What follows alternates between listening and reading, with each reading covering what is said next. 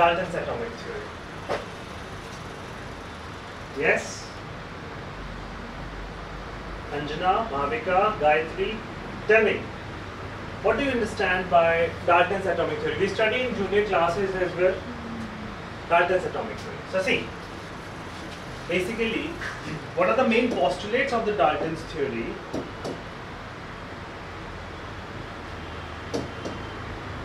Yes.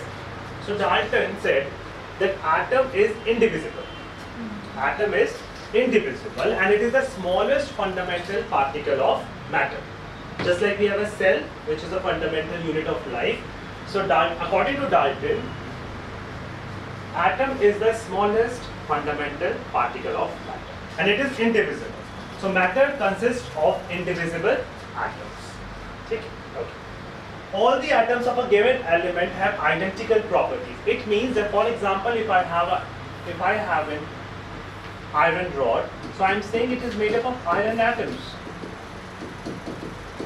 Yes or no? Yes. And these iron atoms are identical in mass and size because they are obviously the iron atoms. So all the atoms of this iron rod, they are identical in mass and size. Right? But if you compare it, if you have an iron atom and if you have a sodium atom, then obviously they are the atoms of different elements. So they differ in mass and size. This is also according to Dalton. We do have exceptions, isotopes and isobars, but what I am telling you is the postulates of Dalton's atomic theory. Then we'll come to the limitations part. Okay? Alright. Compounds are formed when atoms of different elements combine in a fixed ratio. If you remember the Joseph Proust's law of constant proportion, do you remember that? See, if I talk about water, no matter from what source you are getting this water, it can be a rainwater or river water, mud water, whatever it is. Everywhere, if I tell you about water, then hydrogen is to oxygen. That means ratio by mass of hydrogen is to oxygen is always 2:16 or 1:8. Whether it's rainwater, mud water, river water, lake water, whatever it is, if I am talking about water, then it is having a fixed ratio by mass of hydrogen and oxygen, that is 1:8. That's a simple whole number ratio. That is your, because law of conservation of mass and law of constant proportion, both are the basis of Dalton's atomic theory. Okay. Next, chemical reactions involve reorganization of atoms. These are neither created nor destroyed. Like we have energy is neither created nor destroyed. Similarly, atoms, like for example, if I am talking about the formation of carbon dioxide, C plus O2 giving you CO2. So if I am having carbon at the product side, I am bound to have carbon at the reactant side. Simple. It is neither created nor destroyed. That is why we balance the equation. Yeah. Why? Because the atoms are neither created nor destroyed. And what is reorganization? Like for example, if I am talking about the formation of a molecule of carbon dioxide, then a carbon atom combined with oxygen molecule, this is my oxygen molecule, and reorganization takes place. We'll understand reorganization in upcoming chapters also, when I'll discuss chemical bonding with you, what it actually means. Okay. And then it forms and we get a molecule of carbon dioxide. Now what is reorganization? Basically, oxygen atom first combined with oxygen atom forming an oxygen molecule, and then it combines with carbon to give you a carbon dioxide molecule. And I hope you know this, that non-metals are the ones which are usually found in combined forms, like for example oxygen, O2, nitrogen, N2, similarly chlorine, Cl2, phosphorus, P4, sulfur, acid. The non-metals, they are usually found in the combined forms. Okay. So this is it about the Dalton's theory. Now what are the drawbacks? Many drawbacks. Even all the points except this one, except the fourth postulate, all are having some sort of drawbacks.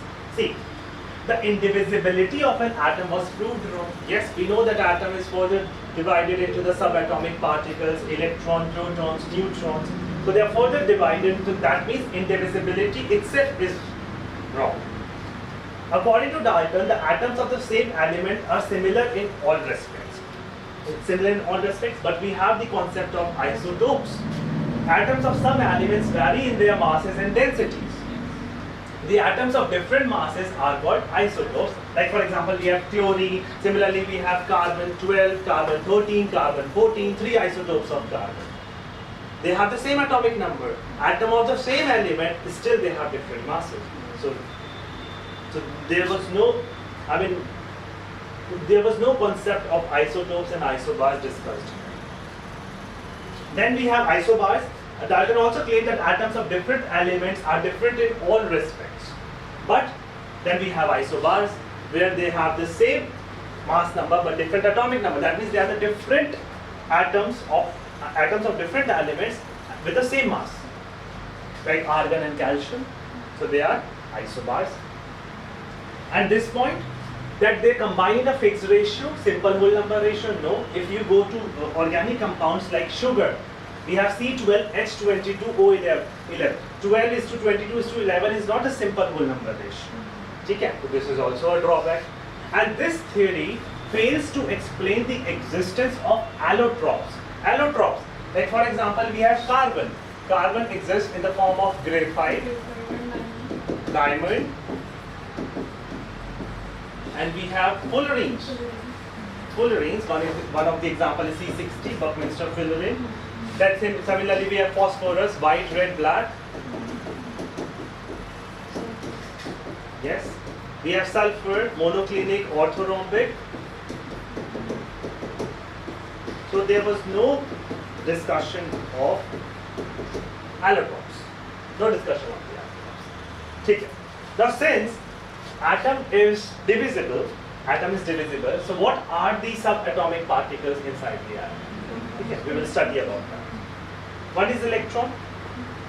I have given you this content from one of the standard books. You can read it. Basically, this is the content from the book जो NCERT copy करता है. So NCERT is basically from this book. ठीक है? But I have given you the important points. You can read it out. ठीक है? But I am telling you the stuff which is required. So J.J. Thomson, actually there were many scientists which were working on the discharge tube. What is a discharge tube? Discharge tube is basically a transparent glass tube. This is my discharge tube. Here we have metal rods, what we call electrodes. Okay? They are connected to the source of battery.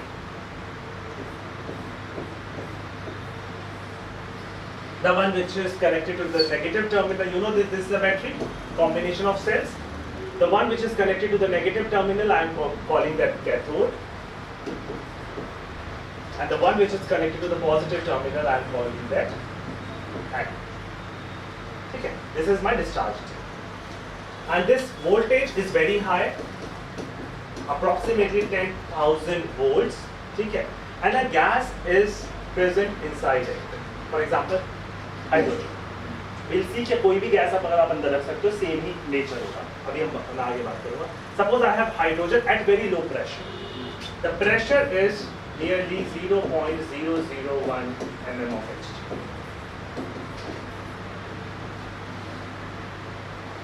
We have 760 mm of Hg, the atmospheric pressure. It is 0.001 mm of Hg.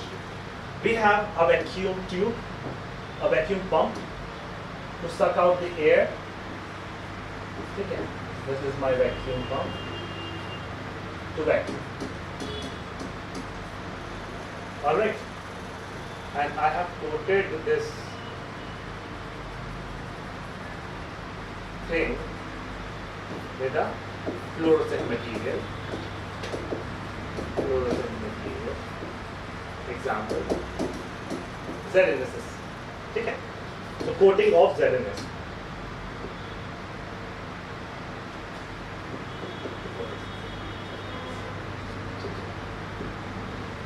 Now, so this is the setup.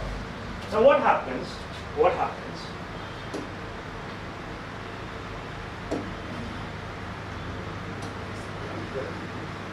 This is not required. Now, when the voltage is, it is under the voltage, what happens? Something from the cathode is originated and it is going towards the anode. Points are important. Please note everyone. Some rays, okay, are coming from the cathode and moving towards the anode. I'm calling them rays as of now. Later I call them radiations too. Okay. Now since they have originated from the cathode, I'm calling them cathode rays. Now how do I know that they have originated from the cathode? Because when they have originated from the cathode and moving towards the anode. How do I know this? Because the fluorescent screen that I have put behind the anode, it glows when these rays hit that screen. And one more thing, these rays are penetrating through the anode and hitting the Z-resistance. Okay. So these rays, that means they have very high penetrating power. So they are penetrating from the anode and hitting when the bombardment is done, when the bombardment is there with the wall which is coated with the ZNS material, the fluorescent material. The fluorescent material is something which glows when you hit it. Okay. So those points where these rays are hitting the screen, it starts glowing. Okay. And this process is called phosphorescence, fluorescence. Now, okay. So the properties of these cathode rays, because they have originated from the cathode, what are the properties? They travel in straight line. Now, what kind of questions you get? You may get, which of the following is not a property of a cathode ray? This type of questions. Okay. So they travel in straight lines. They are independent of the material composition of the cathode. No matter whatever, कोई भी आप rod ले सकते हो of any metal. It can be a copper rod, it can be a silver rod, कोई भी rod low. They are independent of the material composition. ठीक है? Yes? Tell me if this is clear. Yes, Shanmukha, Shireen? Yes, sir. Okay. Yes, Vanshika, Zabdeel, Shreya, tell me if this is clear. Clear? Alright. Now, applying electric field in the path of cathode ray deflects the ray towards the positively charged plate. Hence, cathode ray consists of negatively charged particles. Now, what happens? I am applying an electric field. I am applying an electric field in this manner, that is having a positive plate and a negative plate. Obviously, this is connected to the other, so perfect. Okay. This is the electric field. Now, when these rays they pass under the influence of the electric field, what happens? They deviate from their path. They were supposed to travel in a straight line, but under the influence of an electric field, what happens? They are deviated towards the positive plate. Towards the positive. Now, because they are deviated towards the positive plate, can I say they are made up of negatively charged particles? Now, I am not calling them electrons as of now, but they are made up of negatively charged, and I am calling them particles. They were going towards anode, so from there also you could say they were negatively charged. But उस time पे हमें नहीं पता ना. ऐसा सोचो कि हम जेनेसिस पढ़ रहे हैं. नहीं मतलब they are going towards anode. But हमें तब नहीं पता था. ये कैथोड एनोड हमें बाद में पता चला. ठीक है? हमें इलेक्ट्रिक फील्ड का पता. ठीक है? Now because they were deviated towards the positive plate of the electric field, so मैं बोल सकता हूँ they are made up of negatively charged particles. Okay. I'm not calling them electrons. Negatively charged particles. When the voltage is high and pressure is reduced, so this I have told you, so greenish light आपको वो होगी. ठीक है? The fluorescence is due to the bombardment of walls of the tube by the rays emitted from cathode. Now I have used the word particles. They are made up of negatively charged particles. Now why I have used the word particles? See.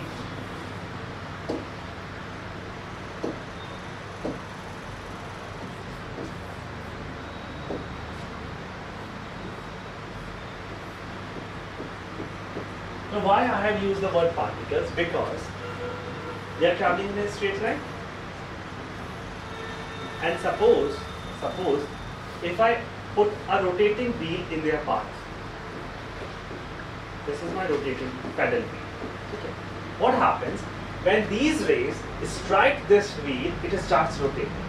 It starts rotating. This means they are made up of some sort of particles, And why negatively charged particles? Because they were deviated towards the positive plate of the under the electric. Okay, so they are made up of some sort of particles. That means they are going to have some sort of mass. Okay.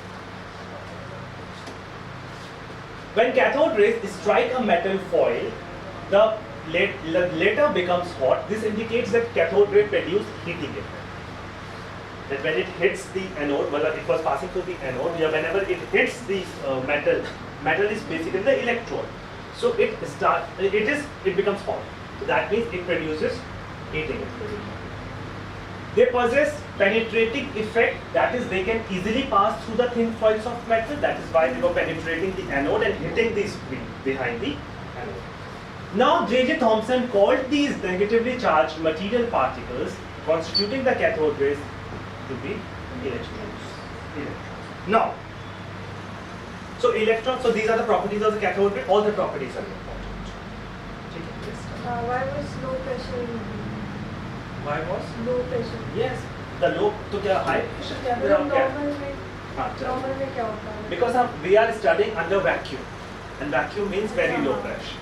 That is why we are using the pump. Where is the pump? This is pump. We are sucking out the excess air present inside. Okay. We just want the gas under vacuum. Yes, we don't want that. Okay. That is why I was saying that the atmospheric pressure is 760 mm of Hg, but the pressure inside is 0.001 mm of Hg. Because I do not require the air. I just need the gas. Okay. For determination of the ratio of charge upon mass of electrons. Now, after this, J.J. Thomson calculated the charge upon mass of electrons. That means E upon m ratio. That is E upon m ratio. And the value comes out to be 1.78 into 10 to the power 8 coulomb per gram. I do not know the charge on the electron, I do not know the mass on the electron, but I know the E upon m ratio. And the ratio comes out to be 1.78 into 10 to the power 8 coulomb per gram. Okay. Now, what about the charge and the mass? Now, basically we have Millikan and Fletcher. The next thing is, and this is how he calculated the charge upon mass ratio. That is not required. This, I don't know if you studied physics or not. Basically what happened, the same thing he observed under the influence of an electric field and under the influence of a magnetic field. Okay. Under the influence of a magnetic field, and he used the laws like we have B and E and the relation between B and E. If you want, I can tell you in an extra class the derivation, but not at all required. So he calculated J upon M. This is the diagram, because this is the diagram given in the NCERT. So I thought of telling you that this is, and we have a derivation to it, but that is not required. So he calculated E by M ratio 1.78 into 10 to the power 8 coulomb per unit. For the determination of the charge on the electron, what happens? We have Millikan and Fletcher. He found the charge on the electron to be minus 1.6 into 10 to the power minus 19 coulombs. Okay. So what is the charge?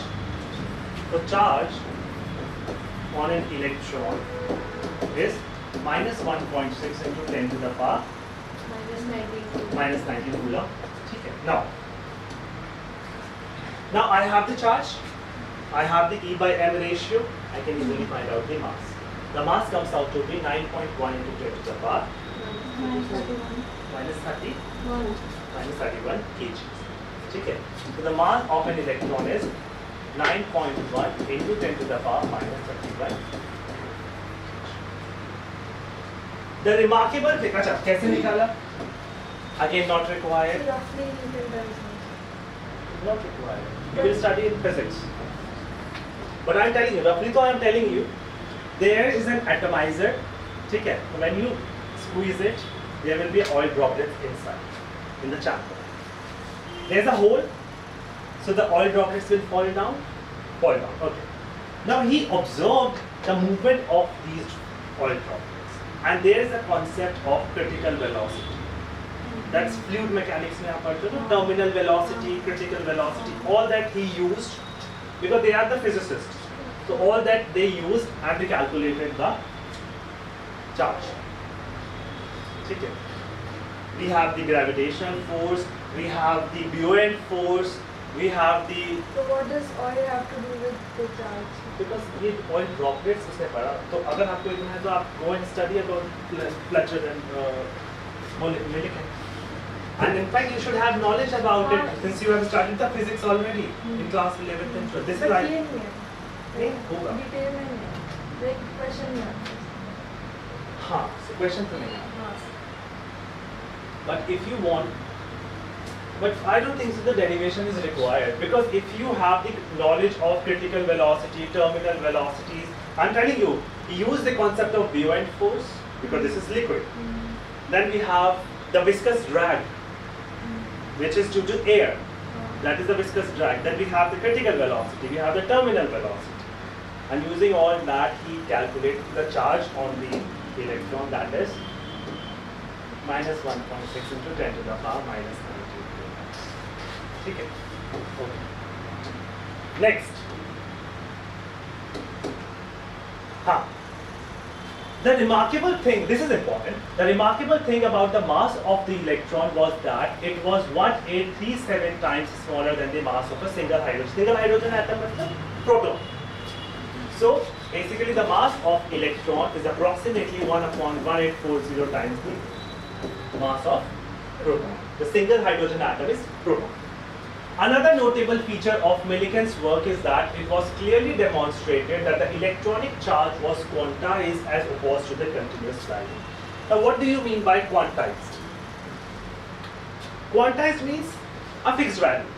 Quantized means a fixed value.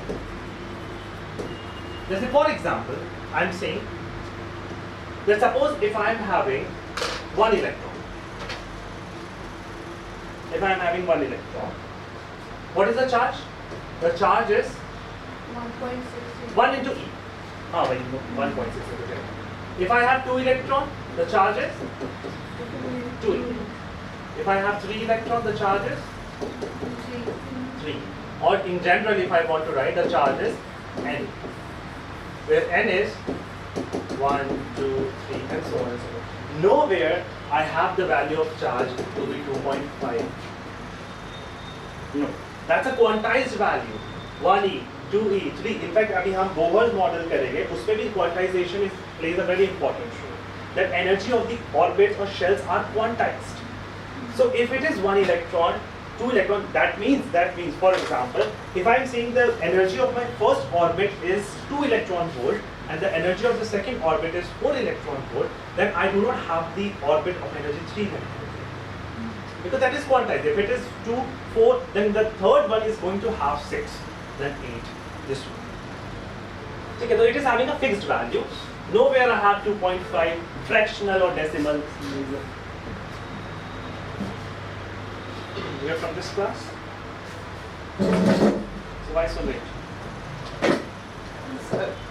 Yes? Yes, and you are not oblivious of the fact that the teacher is standing in front of you. Tell me why this is so late.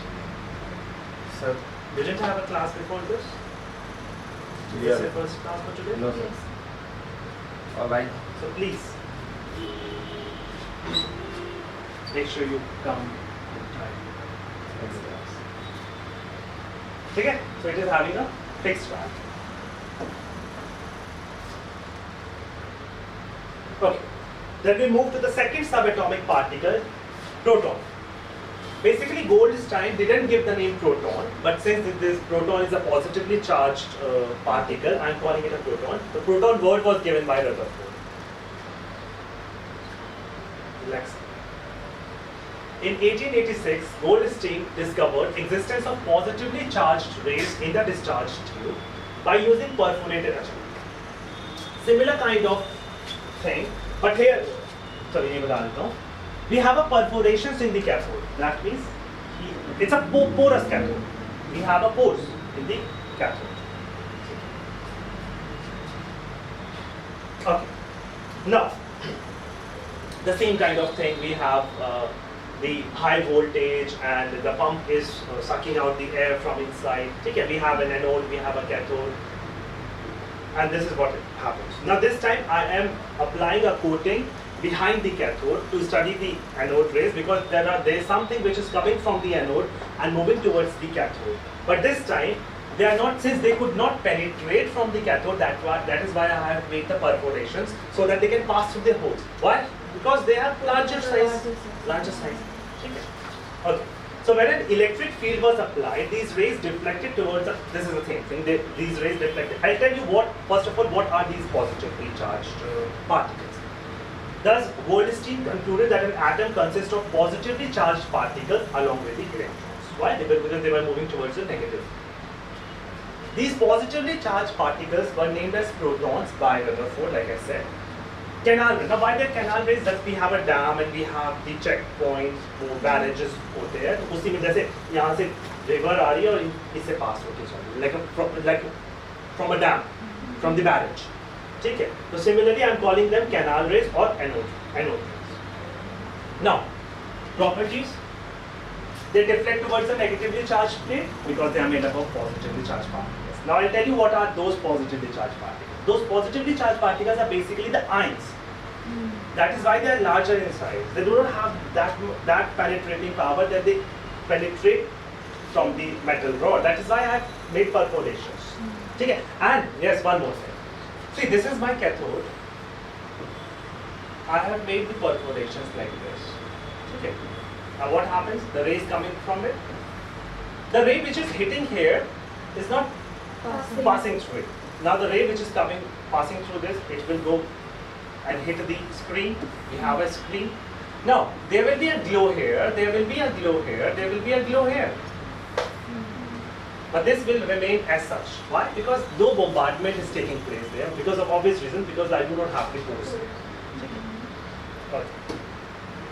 Canal rays are positively charged radiations due to positive charged subatomic particles. The velocity is much smaller. Q?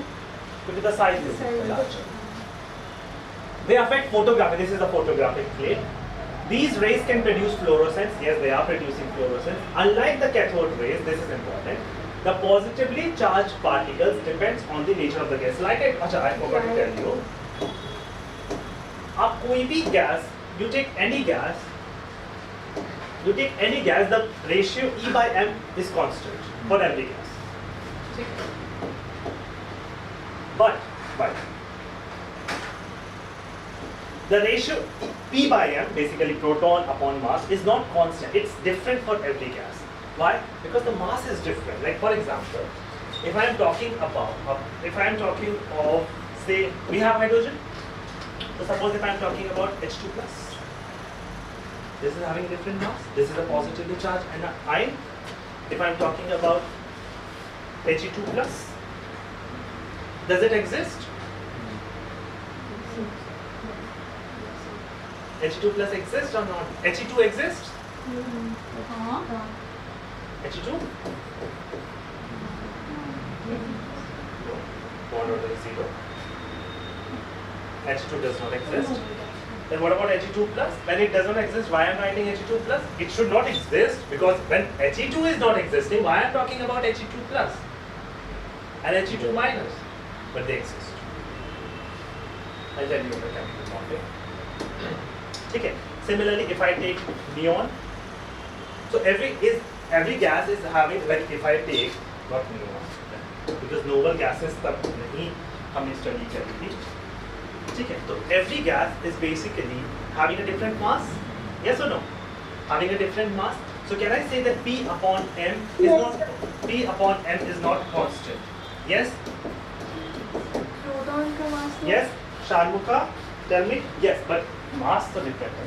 Ion का different होगा ना, फिर proton like. So this is the mass of positively charged particle, which is ion. Which is ion. There it was electron. So electron to see me is a gas state. Okay. Yes, Shanmuka, you were saying something? Who was the one? Any problem? Tell me. Vanshika, Zabdale, Pujita, any problem? Tell me. All right. All right. So the charge to mass ratio of the particles is found to depend on the gas from which these originate. The smallest and lightest positive ion was obtained from hydrogen, and it was called a proton. It was called a proton. That too by Rutherford, not coincidence. Neutron. James Chadwick in 1932 fired alpha radiation at beryllium sheet from a polonium source.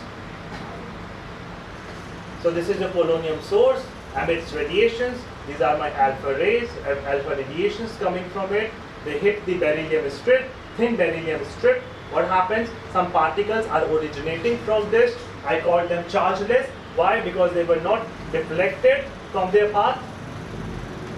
And when they hit the paraffin wax, protons were ejected out of it. That means that they have the same impact. I mean, they hit the paraffin wax with the same impact with what protons would have hit the paraffin wax, because something which is coming out, and when it was measured, so obviously see, protons are coming from it. See, 1, 2, 3, 4.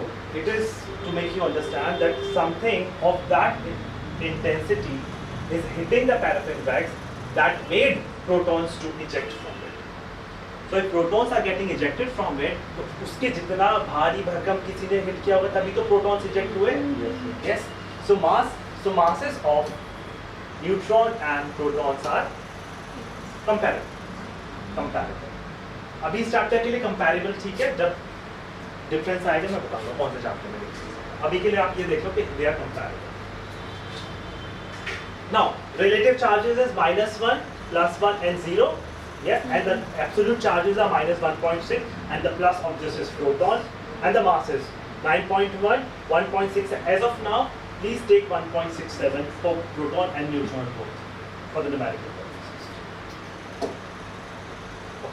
Okay. Now we have studied about the subatomic particles. We have electron, protons, and neutrons. Acha, we have some models because by this time, I mean when J.J. Thomson was working on the atomic model, neutrons were not discovered. So we have J.J. Thomson, the first model. He was the one to initiate that how these, since I know that atom is not the fundamental particle, now we have electrons and protons by that time. So that means how they are present inside the atom. So he was the one to initiate the study of the atomic structure. So it's very simple. I mean, it's what we study in the junior classes. The only thing about this model which holds true is that atom is electrically neutral, and it is purely theoretical. So we have an atom consists of a positively charged sphere with electrons embedded in it. An atom as a whole is electrically neutral because the negative and positive, they cancel out each other. Now, different names. Watermelon model, we have when you cut the watermelon, we have the red part. Suppose the red part is a positive charge, and the seeds, black seeds, are the electrons. See, such childlike things. And other names, plum pudding model, that we have a pudding, and that pudding is basically rice pudding, is the positive charge, and then we have some raisins or decorate with the help of dry fruits, that becomes the electrons and blended. Okay. Now, so it failed to explain the stability of an atom, how a positive charge holds the negative charge. How a positive charge is holding a negative charge. Because like I said, it was only theoretical, no experimental evidence. And it failed to explain the scattering of alpha particles by thin metal foils. When they hit the thin metal foils, why they are scattered. Now what happens? We have Rutherford. Rutherford is basically the student of J.J. Thomson. what happens? So obviously Rutherford wanted to work on the atomic model, but since he saw a model from his teacher, he knew that there are anomalies. There are limitations, but obviously you can't criticize your teacher in that manner. So what he said, let us do one thing. I'm working on something and I'm trying to validate my teacher's atomic model, whether it's true or not. Okay. Whether it's true or No. Now what are alpha particles? Sorry, electrons. What is an alpha particle? Anyone? So particles generated by any radioactive elements. No, but what is an alpha particle? Tell me. Yes? Who will tell me? Shireen? Positively charged Posi- particles. yes, Manal? Positively charged? Positively charged? Helium particles. H plus. H plus the He plus. Okay. So she's saying that we have this.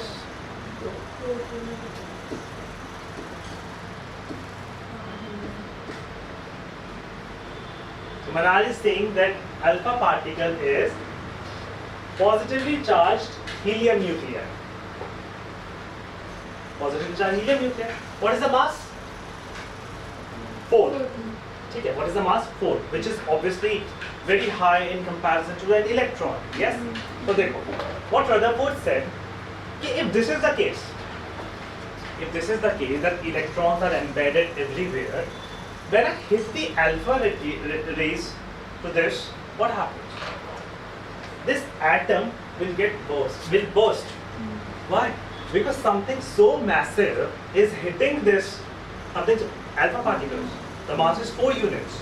So something so massive is hitting this, so obviously it will burst. It will reduce to nothing. Yes? Yes or no? Okay. 1. Now this is basically what was happening, the contemporary thing, what was happening. Röntgen was discovering X-rays, Becquerel was working on the radioactivity, and then we have Curie also coming in between. So they are the contemporary discoveries. X-rays were also discovered during this time, and radioactivity was also discovered during this time. In fact, Rutherford was the one who was working on the radioactivity, only that is by alpha radiations. वहीं से तो alpha radiations का concept आया, ठीक है? So वहीं से उसने सोचा कि alpha rays को hit करके देखते क्या होता है.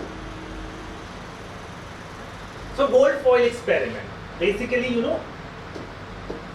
Rutherford didn't use the gold foil. He used the platinum foil. But the name is gold foil.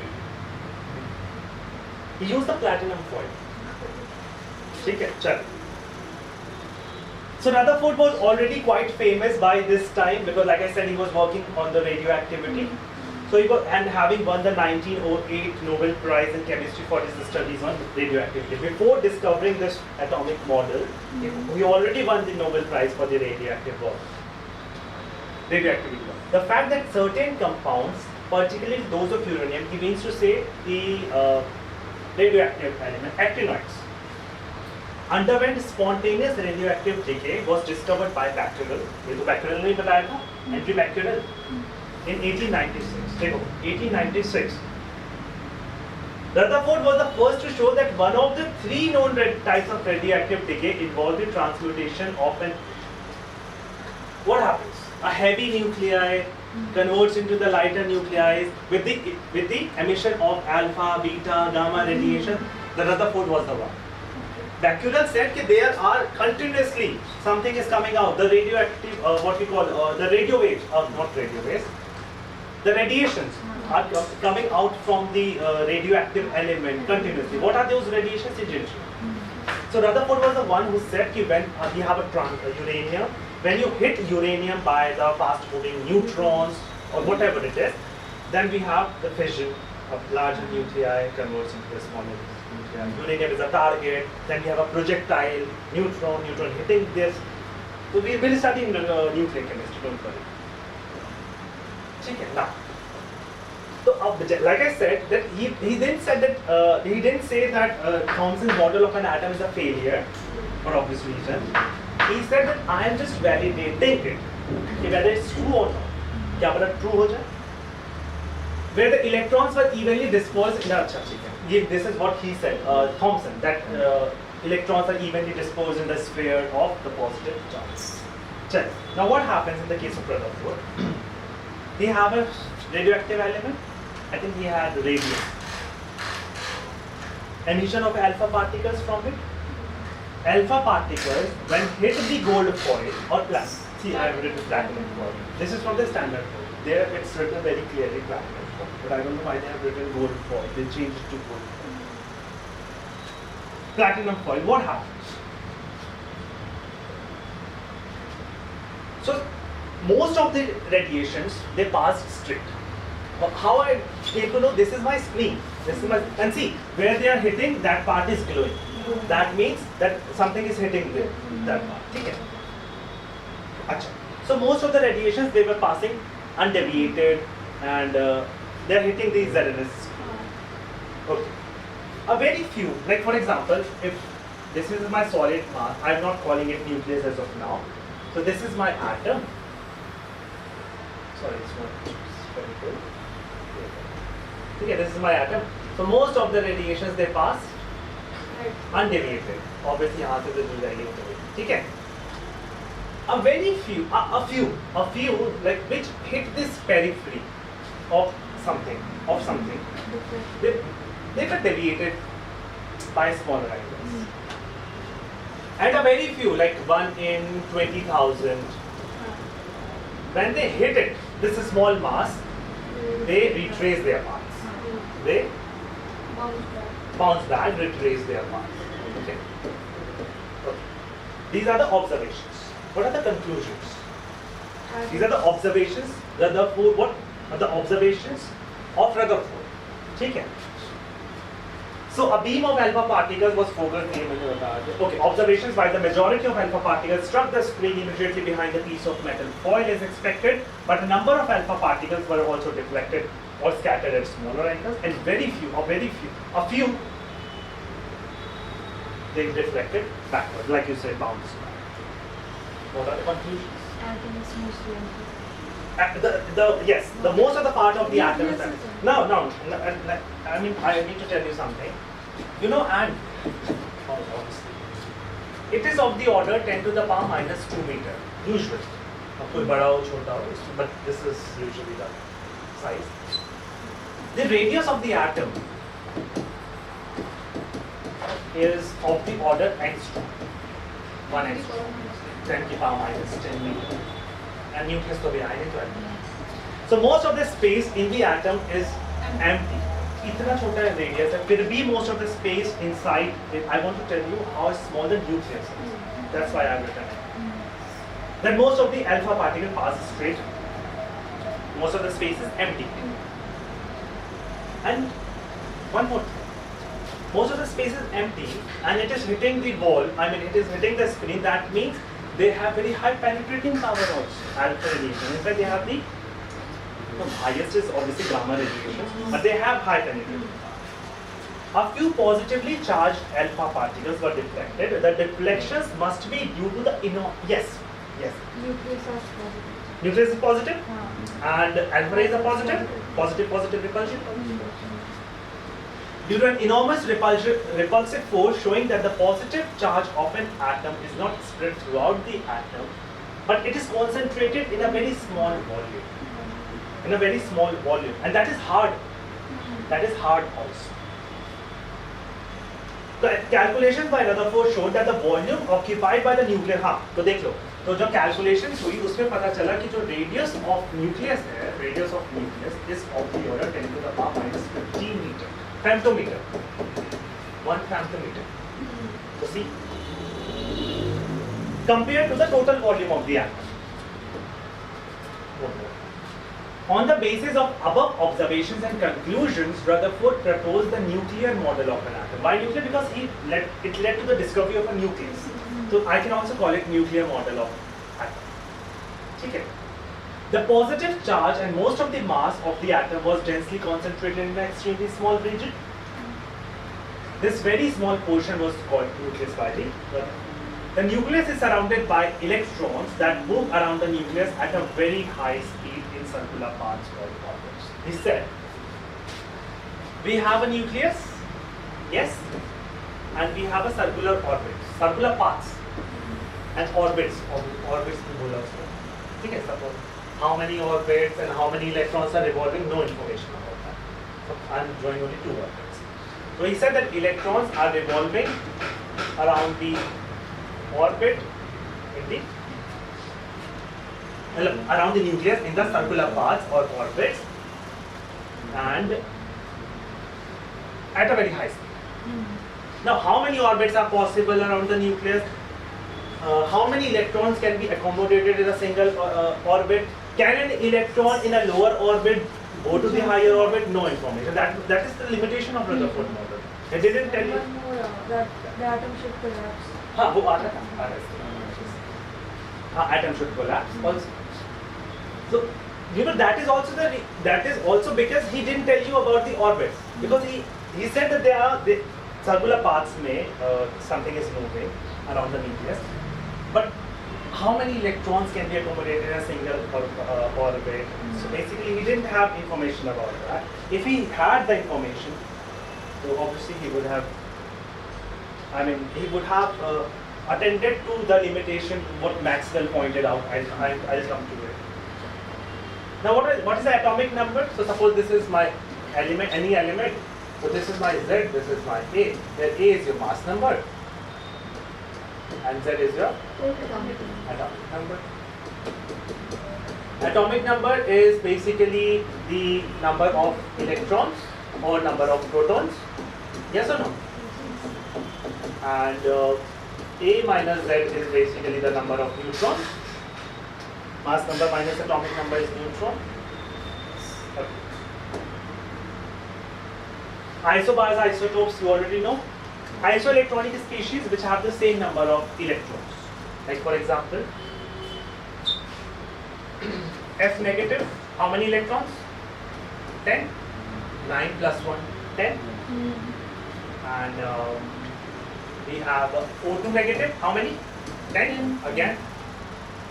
Na positive, how many? 10 again. Mg2 plus, how many? 10. Al3 plus, how many? 10. So these are isoelectronic species. Isotones which have the same number of neutrons. That means A minus Z, A minus X values, same number of neutrons. Then we have isodiaphores. Isodiaphores which have the same value of N minus P, that means neutron minus proton.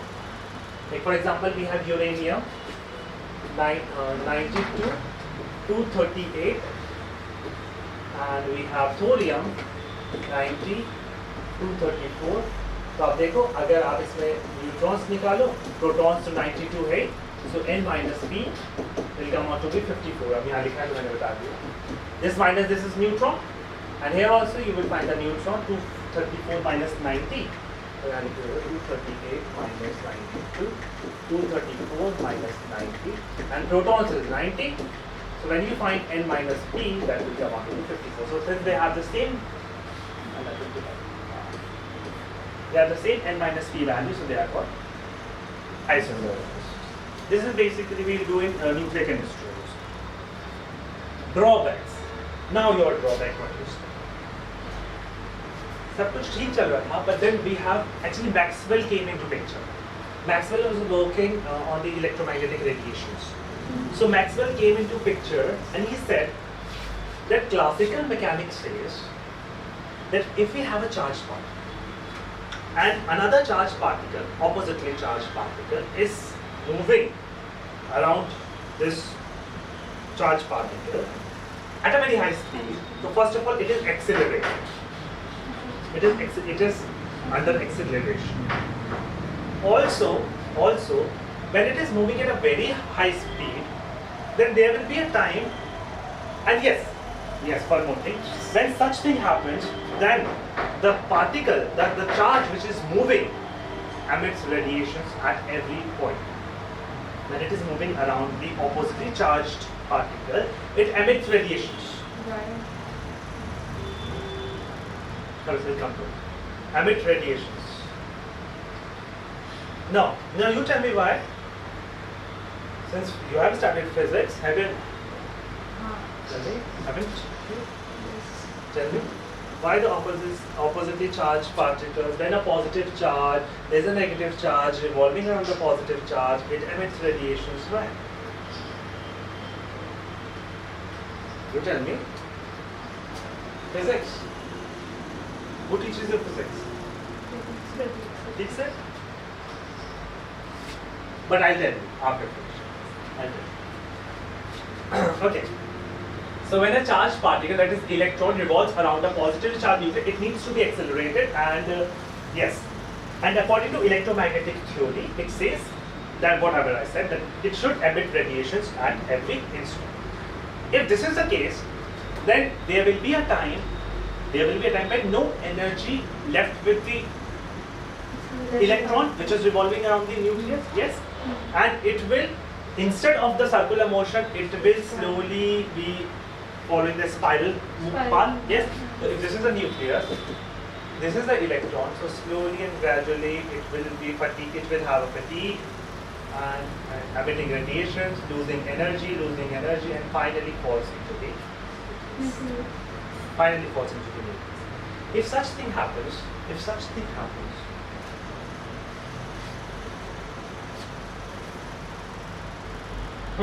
then atom should collapse. Why? Obviously, electron falls into the nucleus, and electron is basically a negligible particle in comparison to the hard mass, which is nucleus. Okay. And Maxwell said that in this process, it would not require more than 10 to the power minus 8 seconds to happen. I mean, for this situation to take place. 10 to the power minus 8 seconds में उसे spiral कर जाना चाहिए nucleus. ठीक है? Okay. Thus, Rutherford's atom could not explain the stability of the atom.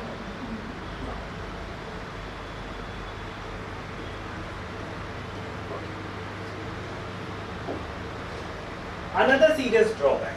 This is what I have explained. Negatively charged electron, positively charged nucleus. In this model, the negatively charged electron could fall to the nucleus. This does not happen. Another serious drawback of the Rutherford model is that it says nothing about the electronic structure of atoms. Basically, we often say that physics and chemistry are interconnected. Yes? But there is a rivalry also. And one of the rivalry is this. Whenever you are trying to apply physics everywhere in chemistry, that doesn't happen. Same we will see in the case of thermodynamics. When we do thermodynamics, things. And one more thing, dipole moment. Dipole moment is the best example. Dipole moment is the concept from physics. Then we have bond moment in chemistry.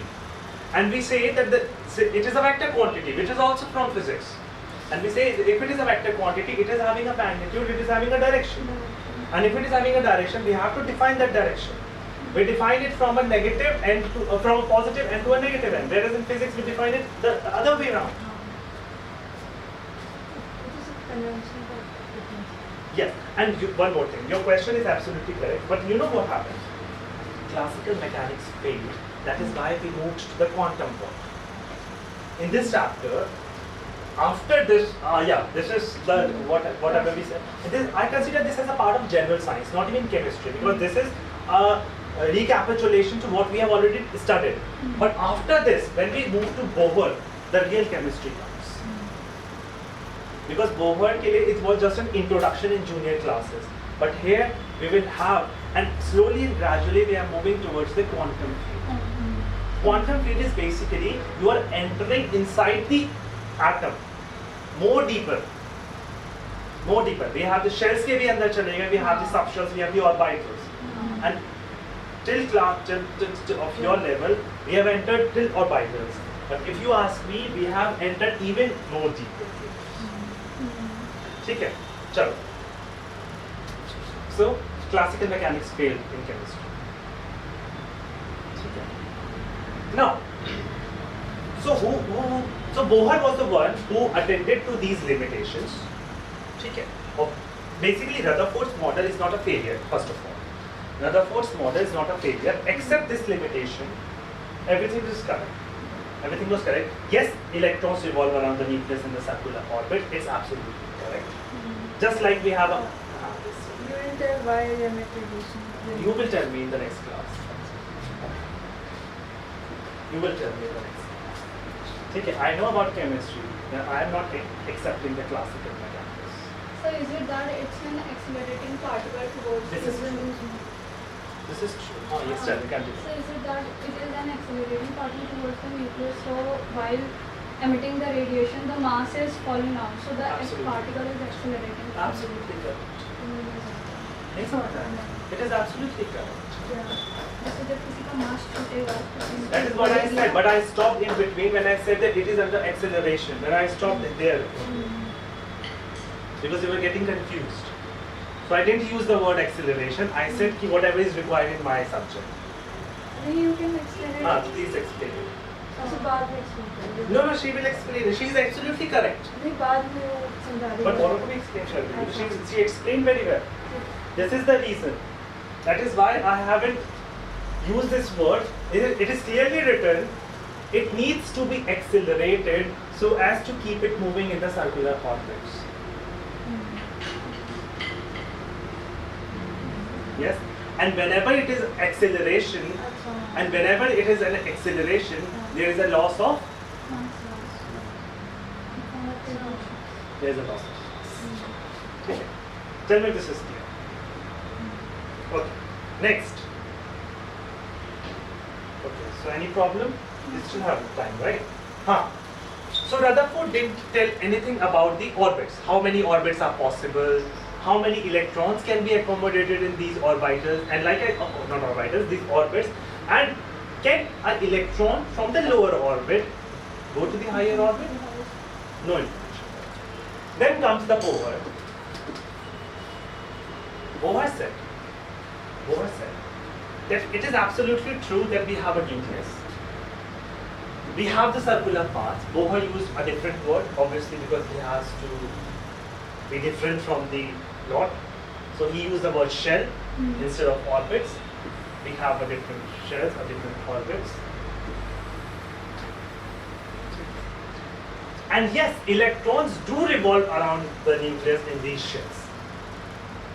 Okay. But every orbit is associated with certain amount of energy.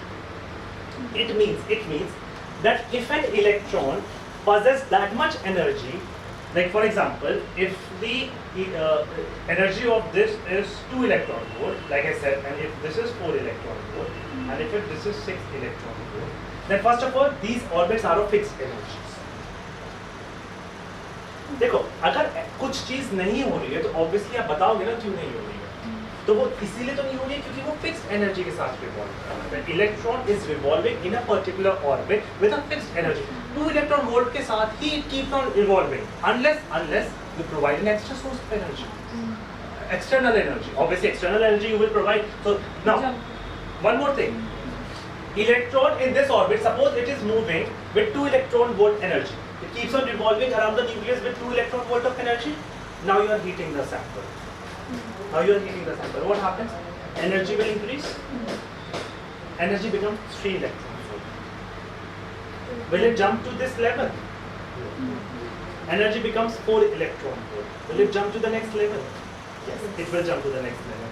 But what happens? This is all what Bohr discussed. This energy gap of 2 electron volt, if this is fulfilled, I say that the electron jumps to the higher level. यहाँ दिखा दो, let's jump.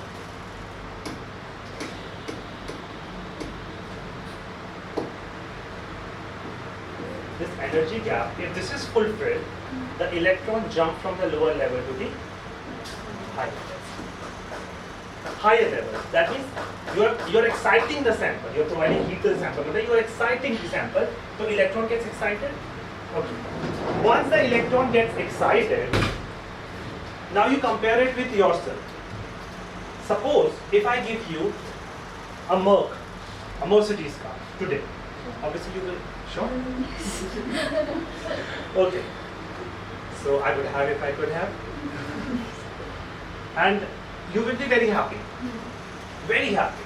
Maybe for 5 days, 10 days, you will go to different places in this Mercedes car, you will vlog, obviously that's a human nature. But after a point of time, you will get bored with it. Trust me, you will get bored with it. Now you want even more luxurious stuff. Yes? So that means in that excited state, you cannot remain for a long time. You have to come back to your original state. This is your original state. And you are most comfortable, most stable in this state. Because if someone says that some celebrity is there, I will go, I will just rush, right? और उसमें मेरे साथ कुछ भी problem हो सकते हैं, मैं गिर जाऊँ या कुछ भी हो जाए. So excited state है. I'm not stable in that state. Now this is my stable state. I'm comfortable in this state. ठीक है? So obviously वो celebrity चला गया. ठीक है? मुझसे तो उससे कोई मतलब नहीं है. ठीक है? Like in one of the classes I remember, I said that the student was not understanding a simple concept. So I said what is impossible is impossible. And he was asking me again and again why it is impossible. I tried explaining to him, but then I gave an example that suppose if I want to marry Alia Bhatt, obviously that's impossible. But he said that, sir, it's also possible. So obviously, these kind of discussions we can just hold on. But yes, the point is that we are not stable in our excitement state. We have to come back, right? While coming back, something happens. Something happens. And this is what Maxwell theory is. Actually, Maxwell इस चीज को study कर रहा था, लेकिन उसने ये चीज को वहां को कर दिया, Rutherford के मॉडल में. Actually, he was studying this concept. That when electron is coming back to its original or ground state from the excited state, what is happening? So yes, it emits radiations. He was studying those radiations. The characteristics of those radiations, that they are electromagnetic radiations, they have electric field component, they have magnetic field component, and all are mutually perpendicular. So he was working in this area, but then he poked his nose into the Rutherford. Yes, when electron comes back, like I said, it is unstable. It is not very stable in the excited state. And while coming back, it will emit radiation. To be precise, electromagnetic radiations. What are electromagnetic radiations? I tell you. Electromagnetic radiations. Okay. The study of these radiations is basically the spectrum. Is not spectrum. The study is called the spectroscopy, and what the pattern that I get is the spectrum. A particular pattern I get, some lines. See. Electromagnetic radiations का मतलब पता है क्या है? और ऐसा नहीं कि एक ही रेडिएशन सिर्फ एमिट होगी. It can emit radiations, ultraviolet radiations, IR radiations. Obviously, we cannot see that. So we have a different sort of spectroscopy, what we call UV spectroscopy, IR spectroscopy, to study those radiations. But visible to we can see. We have that comes under visible spectroscopy, and we see the lines. Suppose if I see an orange line, I am saying that it has emitted a orange line, because visible is what we call a spectrum, is also part of the wider spectrum, which is electromagnetic spectrum. Yes or no? ठीक है. So such things happen. Okay. Just a second.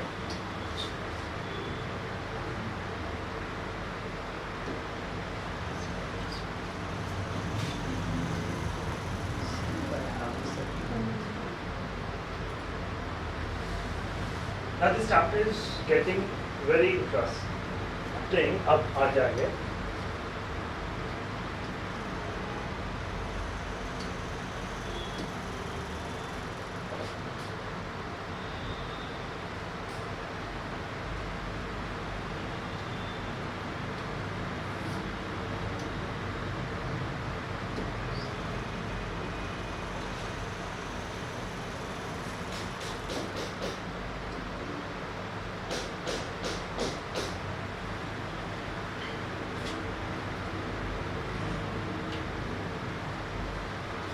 Alright. So developments leading to the Bohr's model of an atom. In 1913, Bohr proposed his, again, quantized shell model. Quantized shell model. Quantized that each orbit, first of all, orbit is called a shell by Bohr, and quantized that it is having a fixed amount of energy. Yeah. Each orbit is associated. They also have fixed angular momentum. Will come to the postulates. Yes, they have a fixed angular momentum. That is also quantized.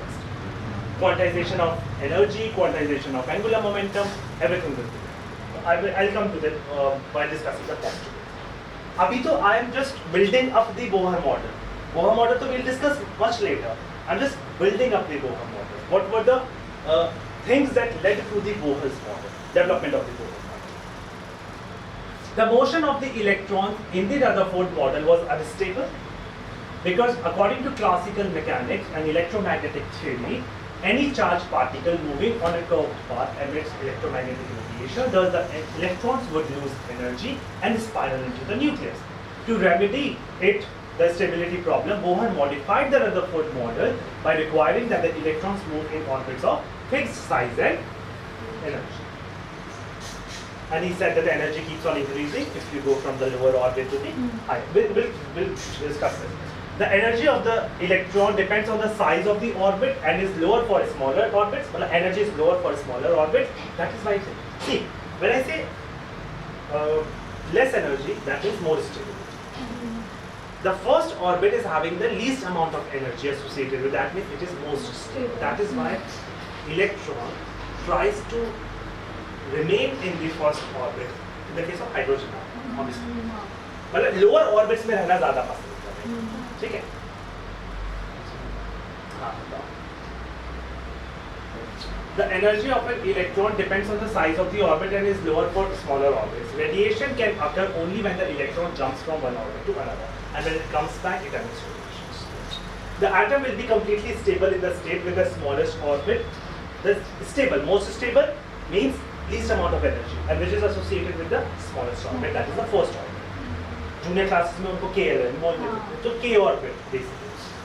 Since there is no orbit of lower energy which electron can jump. First orbit is the first orbit.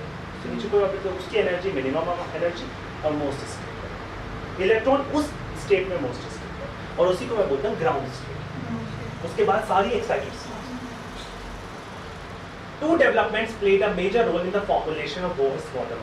Bohr model, अब मुझे बनाना है Bohr's का model, तो two developments ने role play किया. Dual character of the electromagnetic radiation. पहली बात अभी हम ये देखेंगे electromagnetic radiation क्या होता है, then its dual character, which means that radiations possess both wave-like and particle-like properties. Experimental results first. The dual character of electron. Second, experimental results regarding atomic spectra. I told you what is this atomic spectra? The pattern that is obtained when those radiations are emitted, which can be explained only by assuming quantized electronic energy levels. So these two played a role in the formation of the Bohr's model. Let us see the wave nature. We'll see the wave nature, the particle nature, and obviously the atomic spectra. Maxwell in 1980, first of all, अभी तक मैं कहीं भी dual nature of electron नहीं बोल रहा, अभी तक वो नहीं आया. It's not dual nature of electron, it's dual nature of electromagnetic radiation. Described light as a propagating wave of electrical magnetic fields. Maxwell ने बोला light is a propagating, it is continuously moving, propagating. It is performing. It is propagating. Propagation हो रहा है. Suppose, ठीक है, चलो. More generally, he predicted the existence of electromagnetic radiation. Coupled electric and magnetic fields traveling as waves at a speed equal to the known speed of light. उसने क्या बोला? Electromagnetic radiations are the radiations which have electric field, magnetic field. That is the electromagnetic radiation. And they are propagating also, just like light. And they are propagating with the speed of light, that is 3 into 10 to the power 8 meters per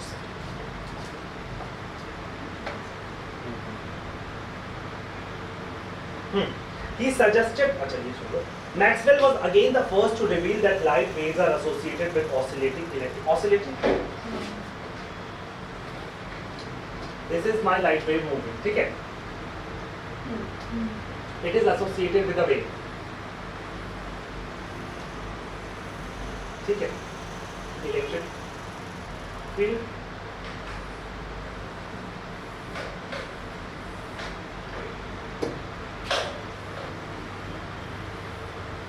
Right.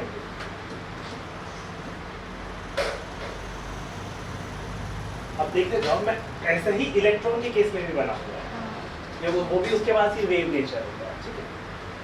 अच्छा, so suppose this is light, तो wave nature तो आपको पता चल गया. What about particle nature? Wave nature is fine, that it is having a oscillating fields. What about particle nature? याद करो कि the radiations, they consist of small packets of energy, quanta. Light के case में photons, but if it is an electromagnetic radiation other than visible light, then it's quanta. Okay. This, and they are continuously oscillating. So this is basically like this. Suppose if I am considering this to be my z, this is x, this is y. So propagation along the x-axis, electric field along the y, and magnetic field along the z. So they all are mutually perpendicular. Unlike sound waves or water waves, electromagnetic waves do not require material medium. That means they can even travel in vacuum. They do not require any medium, like sound waves or water waves. So they can even move in vacuum with the speed of light. It is now well established that there are many types of electromagnetic radiations. अब हम पूरा electromagnetic spectrum देखेंगे. Spectrum which differ from one another in wavelength and frequency. अब different terms आएंगे. देखो, अगर मैं consider कर रहा हूँ कि वो wave है, if I am considering it to be a wave, I am considering it to be a wave. So wave has certain parameters. One, the wavelength, the distance between two upsides or crest and troughs. Crest and troughs. This is amplitude. Intensity भी बोल सकते हो. ठीक है? This is it. And suppose if I have a point. If I have a point. So how many waves are crossing through these points in 1 second? Is frequency. I have a point. How many waves are passing through these points in 1 second? That's your frequency. So I have a lambda, I have an amplitude, I have frequency which is denoted by mu. So frequency is basically 1 upon t, 1 upon time period. This is time period. Time को मैं हमेशा small t से लेता हूँ. Temperature को क्या? Throughout the course. 1 upon t. The unit of mu is, tell me, if t is in seconds, 1 upon second inverse, and it is also called hertz.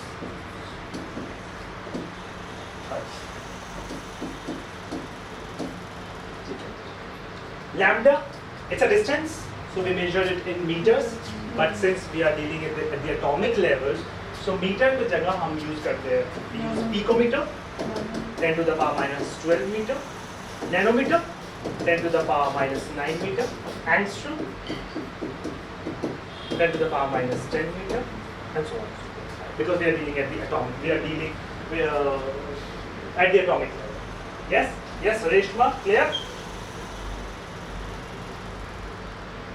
Shanmukha?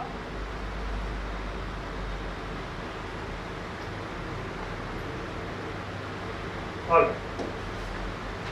Now the SI unit of frequency is hertz after Henry's hertz. It is defined as the number of waves that pass through a given point. Now, meter, I told you, get smaller units we use, angstrom. Now this is my electromagnetic spectrum. Different radiations.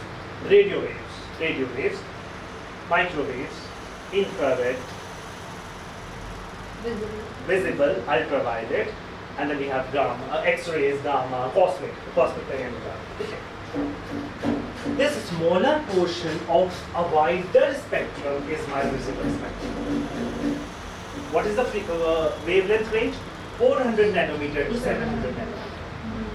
Okay, 400 nanometer to 700 nanometer. You don't have to remember the values, it will be given in the question. 400 to 700 nanometer. I am saying this is a continuous spectrum. This is a continuous spectrum. We have a discrete spectrum also. This is a continuous spectrum. Continuous means आप देख रहे हो खुद ही. The red color is merging into the orange is merging into the yellow. So that's a continuous spectrum. We do not have a discrete. Then we have orange. We do not have a discrete spectrum. It's a continuous spectrum. So visible spectrum is a continuous spectrum. Okay. Okay. And yes, in this direction, it's the increasing frequency. Okay. Increasing frequency, you can also write increasing energy. अभी आगे देख भी लेंगे. Increasing energy. And we know the formula that mu is equal to C by, basically what happens. Mu, frequency of a radiation, is inversely proportional to the wavelength. Frequency is inversely proportional to the wavelength. In order to remove this proportionality sign, I use sign C. C is your speed of light.